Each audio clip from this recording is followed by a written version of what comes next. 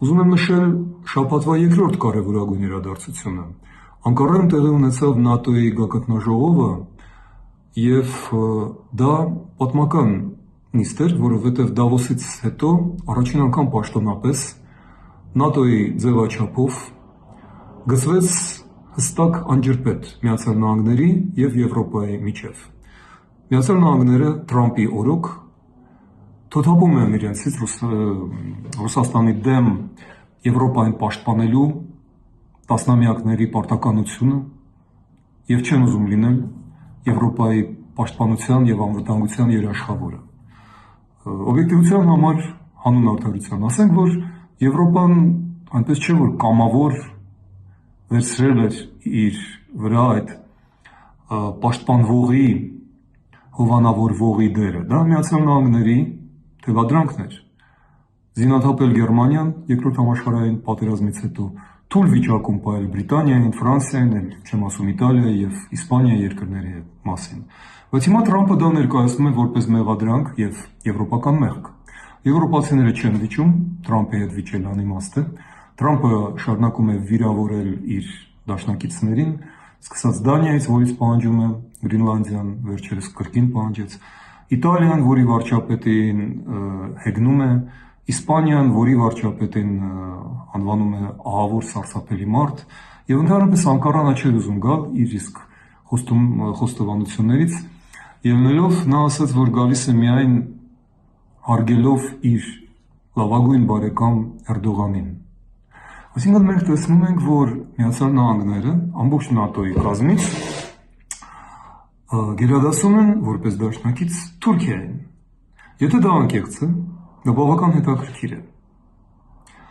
Հետաքրքիր է, որովհետև Միացյալ Նահանգների այս կեցվածքը հակադարձում ստացավ ոչ միայն Եվրոպայից, այլ նաև Իսրայելից։ Իսրայելի վարչապետ Նեթանյահուն ուղիղ Թրամփին բացատրեց ուղիղ եթերում հրապարակավ, որ Թուրքիան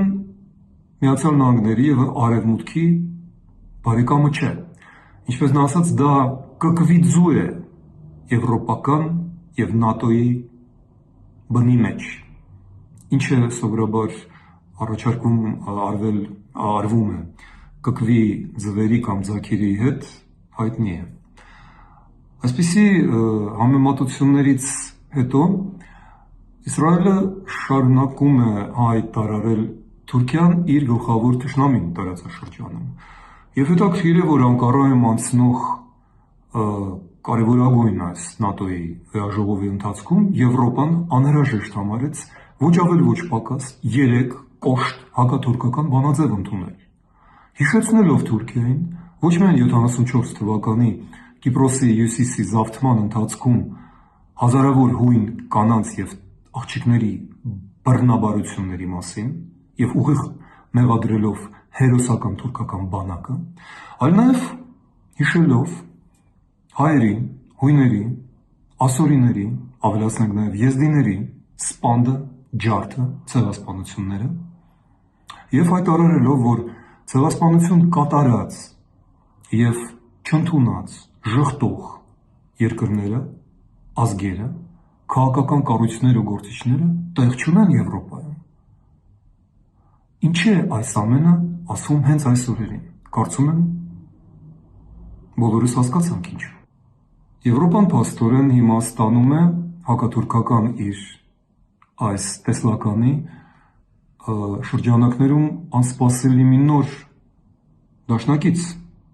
Իսրայելին։ Իսրայելին, որը հենց Եվրոպայում Հունաստանի եւ Կիպրոսի միջոցով նոր դաշինք է փնտրում, ինչպես ասեց Նեթանյահուն, բնիկ հնագույն ազգերի դաշինք ընդդեմ քոչվոր զավթիչների, նկատի առնելով Թուրքիային։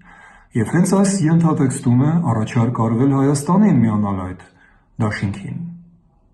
Ինչպես է արվել այդ առաջարկը։ Հայոց ցեղասպանությունը ճանաչելու միջոցով։ Բայց ինչ հետաքրքիր բան ստացվեց։ Փաշինյանը հայտարարեց, որ չի ցանկանում զենքայնացնել հայոց ցեղասպանության ճանաչումը, ինչը ինքնըստինքյան կարելի է հասկանալ, չընդունելով եւ չհամաձայնվելով հասկանալ կարելի է, եւ շատեր ասեցին դե հա իհարկե, ինչու մենք պետք է Թուրքիայի եւ Ադրբեջանի դեմ ելնենք Իսրայելի հետ, բայց երկու հանգամանք, առաջինը Իսրայելի ետևում միշտ կանգնած է եղել եւ մնում է Միացյալ Նահանգները, Հունաստանը եւ Կիպրոսի ետևում թիկունքում կանգնած է Եվրամիությունը, այսինքն Իսրայելը, Հունաստանը եւ Կիպրոսը այդ դաշինքը կազմում են Միացյալ Նահանգների եւ Եվրոպայի համաձայնության ներքո եւ մերժելով Իսրայելին Հայաստանը իրականում մերժում է նաեւ Միացյալ Նահանգների եւ Եվրոպայի որոշումներ ընդունող կարևորագույն շրջանակներին, հասկացանք մենք դա արդյոք թե ոչ։ Եվ երկրորդը, փաստորեն Երևանը այս պահին Եվրոպայի Աթենքի, Նիկոսիայի եւ Երուսաղեմի մի կողմից միջև եւ մյուս կողմից Անկարա, Բաքու, Մոսկվա եռյակի ընտրում է վերջինը եւ անվանում է դա բալանսավորված ռեգիոնալիզմ կամ ինչպես վերջերս ասեց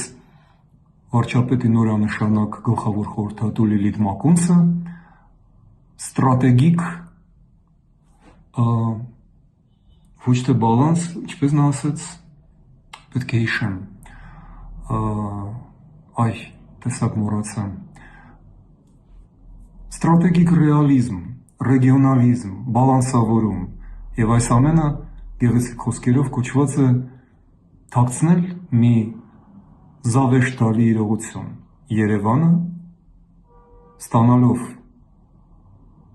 մերձենալու առաջարկներ Եվրոպայից, Իսրայելից ընտրում է Բաքուն, Անկարան եւ Մոսկվան։